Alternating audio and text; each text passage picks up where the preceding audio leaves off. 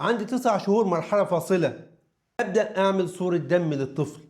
لو كان في صورة الدم طبيعية ومفيش أنيميا في الوقت ده هقول أنا ممكن يكون رأي الأم في الوقت ده يتطبق هنا وتعتمد على المصادر الطبيعية، لأن في العمر ده ممكن ياخد أكتر من مصدرين، ممكن ياخد تفاحة وممكن ياخد قطعة لحم أو ياخد عدس وياخد معاه كبدة، فياخد مصدرين للحديد يكفوه لحد ما يوصل لسنة ونص. عند سنة ونص لأهمية الحديد في أول سنتين بعيد صورة الدم مرة تانية عشان أطمن إن مفيش أنيميا. لو الأمور طبيعية بيكمل على المصادر الطبيعية للحديد.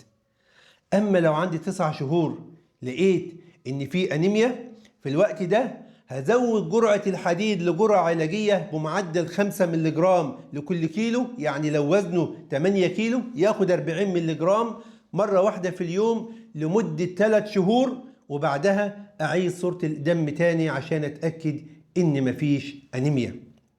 وما تنسيش عشان تحسن امتصاص الحديد لما تدي المصادر الطبيعية لازم يكون في فيتامين سي في الوجبة، فياخد ليمون بسيط أو ياخد عصير برتقال وياخد برتقان أو عصير برتقان أو ياخد بعد كده جوافة. كل دي مصادر غنية بالفيتامين سي وبتحسن امتصاص الحديد. الخلاصة في فيديو النهاردة اللي أنا قدمته حتى قبل ما أتكلم على فيديو إزاي نبدأ الأكل لخطورة الموضوع، إن نمو المخ أسرع مما بيكون في أول فترة من حياة الطفل، لذلك محتاجين إن احنا ندي حديد عشان نحافظ على صحته في أحسن حال.